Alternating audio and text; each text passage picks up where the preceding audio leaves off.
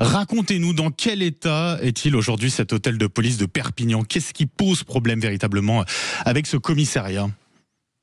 On a un commissariat de 65 ans d'âge, vétuste, indigne et même dangereux maintenant pour nos collègues et surtout pour la population perpignanaise qui vient régulièrement également déposer plainte.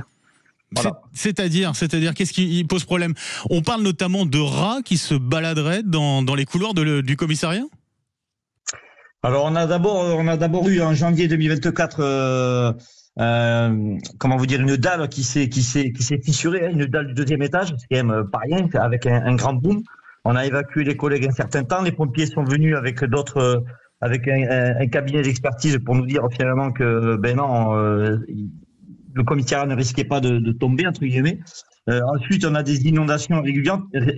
À chaque fois qu'il pleut, on a des remontées de matière fécale. Le terme est juste, c'est vraiment des remontées de matière fécale qui remontent au niveau des gardes à vue. Donc, on a dû également évacuer les gardes à vue. Bon, c'est un commissariat qui est complètement hors d'usage et qui est en zone inondable. Et oui, le week-end dernier, d'ailleurs, ça c'était déjà, on avait déjà eu ce problème. C'est un problème récurrent, mais on a des rats qui apparaissent effectivement. Puis comme on a un problème d'évacuation, mais du coup on a des rats, voilà, tout simplement. Des conditions de travail indignes, finalement.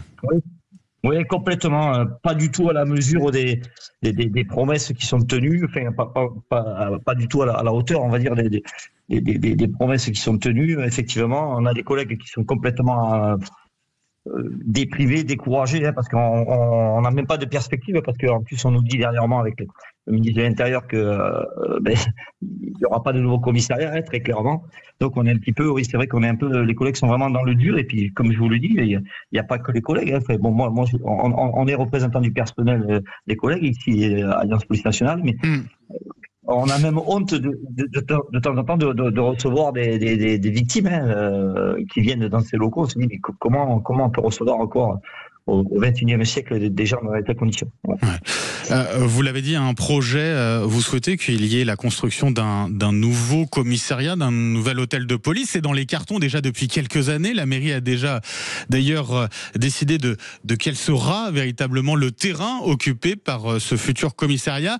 Alors Laurent Nunez, le ministre de l'Intérieur, n'a pas dit qu'il abandonnait ce projet-là. La semaine dernière, il a dit précisément: je ne voudrais pas vous décevoir, mais en l'absence de crédit, on cherche plutôt des partenariats locaux avec les communes. Pour vous, c'est de mauvais augure? Mais des partenariats, on a la commune qui met à disposition un terrain. Donc le partenariat, on l'a quand même. Et puis ce qui nous interpelle, c'est les 560 000 € annuels à fonds perdus que nous donnons pour. En fait, on a plusieurs sites éclatés justement pour pallier à ce commissariat.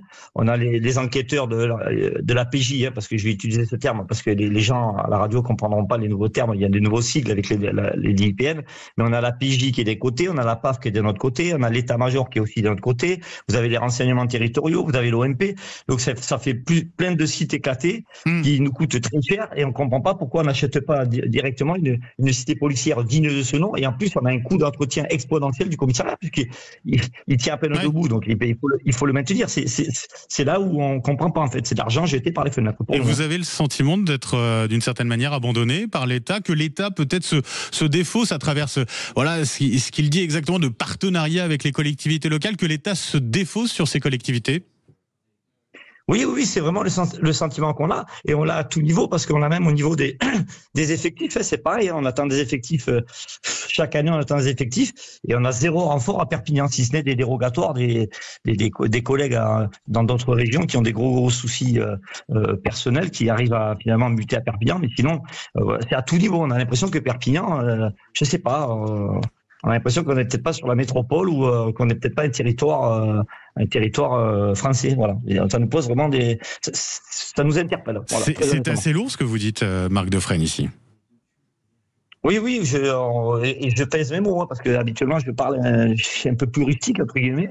Et là, très honnêtement, oui, on a le préfet qui nous a appelé vendredi dernier suite à nos interventions dans la presse et également à la radio, également, qui Qu'est-ce que vous dit le préfet? Ben, le préfet, lui, nous dit que, ben, en fait, quelque part, il aimerait. Hein, on en a éclusé des préfets et on en a éprouvé quelques-uns. Il demande systématiquement également de faire quelque chose pour ce commissariat parce que tout le monde est au courant de ce commissariat. C'était même un projet prioritaire. Même M. Darmanin nous avait dit à plusieurs reprises que c'était un de ses projets prioritaires. Mais finalement, voilà, on l'a vu passer. On l'a vu passer par écrit, mais on l'a pas vu passer par les actes. C'est ce que vraiment. Et si vous voulez, ce manque de perspective pour les collègues est très très dur à encaisser. Déjà qu'on est dans le dur en termes d'effectifs, en termes de moyens. Il n'y a plus de moyens non plus. Hein. On a des ordinateurs à la ramasse, encore que les ordinateurs ont été changés, mais c'est le réseau qui est pas bon. Enfin, voilà. L'investigation est dans le dur. Les collègues de terrain sont dans le dur. La PAF est en grande souffrance également. Ce que vous dites, c'est qu'aujourd'hui à Perpignan, on a besoin d'un nouvel hôtel de police pour travailler, juste pour travailler. Pour travailler dignement, juste dignement. Ouais. C'est pas une caprice. On n'attend pas. Vous voyez ce que je veux dire? On n'attend pas. C'est pas du luxe. C'est vraiment pas du luxe. Je vous invite à venir au niveau du commissariat. Ouais. Ça va piquer. Vous allez vous dire, mais qu'est-ce que c'est que? Ouais, on a l'impression de voir un film des années 30 du siècle dernier, quoi. Et c'est pourquoi vous demandez la construction de ce nouvel hôtel de police du côté de Perpignan. Merci beaucoup, Marc Defrenne, d'avoir été avec nous ce matin sur Sud Radio. Je rappelle que vous êtes le secrétaire départemental du syndicat d'Alliance Police Nationale pour les Pyrénées-Orientales. Très bonne journée à vous.